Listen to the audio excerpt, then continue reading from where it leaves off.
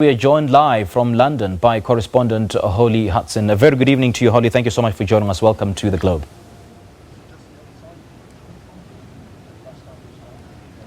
Yes, hello there. The latest here is that we believe that 2 members of the public have now died. That information has not yet been confirmed. All we've heard from officials is that a number of people were injured in this incident, in the stabbing, and have been taken to one of the major trauma centres, one of the only 4 trauma centres here in London. But as we understand now, sources are saying that 2 members of the public have been killed in this incident, along with, of course, the suspect, the man, as you mentioned in your report there, that we can see potentially in that video, in that footage released from eyewitnesses. And we've heard more about how exactly the event unfolded earlier today. You may be able to see behind me buses abandoned still on London Bridge. There's still a wide cordon in place as police very much try and contain this incident. We've heard now that it has been contained, that this does appear to be an isolated incident, but police, of course, trying to figure out whether this perpetrator acted alone. They believe that he has. But the London Bridge station is still closed. Earlier there were police helicopters, police boats along the Thames, and we know that there will be an increased police presence this weekend, as it has been confirmed that this is a terrorist attack. Counter-terrorism have taken over the investigation from the Metropolitan Police. We heard from the Assistant Commissioner earlier saying that they are keeping an open mind. We as yet don't know the identity or any details about the attacker. What we do know is that there was a very, very rapid response from police forces. 3 of them were involved. It was 2 members of the City Police Force that actually shot the suspect dead. Specialist officers, London Ambulance were on the scene within minutes, as were the fire service, and that response has been praised by officials, authorities, including the London Mayor Sadiq Khan and the Prime Minister Boris Johnson, as well as the bravery, heroism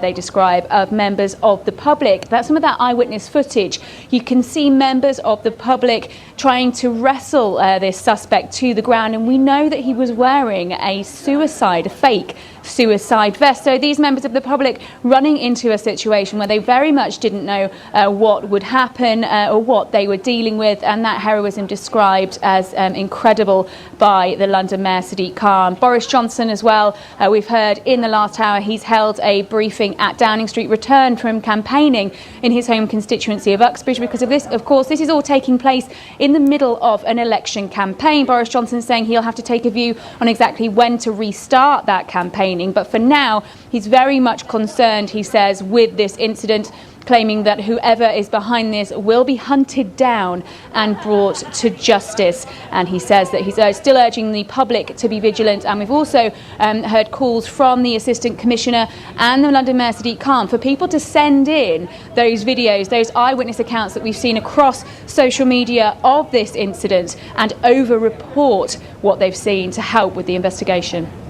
Appreciating that investigations are still underway, ascertaining the motive and the identity of the perpetrator who's been shot dead. Let me take you back to June 2017, wherein at least 8 people were killed in the London Bridge area after attackers ploughed a van into dozens of pedestrians and carrying out multiple stabbings on pedestrians in that area. So can these 2 incidents be linked?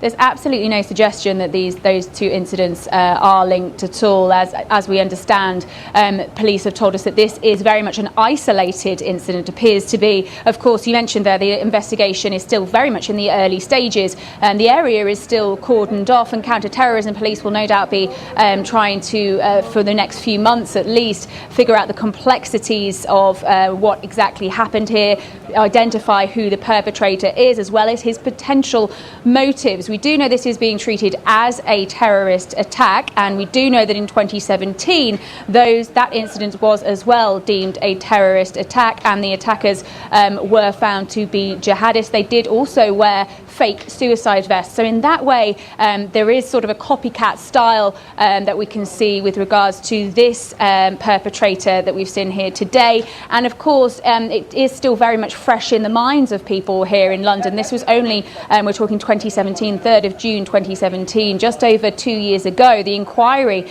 into that attack has only just finished. 8 people were killed, 48 injured, and the scenes today, people being evacuated, running out of Borough Market, where we know in 2017 the attackers drove a van into pedestrians on London Bridge and then dispersed into Borough Market, stabbing people at will. We also saw as well similarities in the heroism of the public back in 2017 that we have seen this time around as well. But in terms of a link in between those two incidents, absolutely no indication that that is the case. We are, of course, very much in the early stages of the investigation, so we're yet to hear of the identity of the attacker, his motive, or whether, of course, MI5 knew anything about him. Back in 2017, it was discovered that they did know the identities of some of those attackers, so there will be a question about that, and there will also be a question as to why and whether the threat level, terrorism threat level, should have been reduced from severe to substantial, and whether it needs to be raised back up again.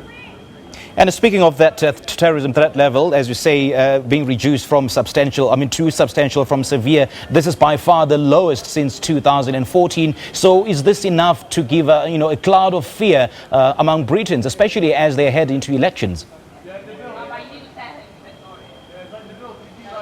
Yes, very much so. There's a sense here, it's quite an eerie environment actually right now. There's nobody, despite the fact that earlier there was a helicopter buzzing overhead, there were police boats up and down the Thames, cordons and lots of crowds.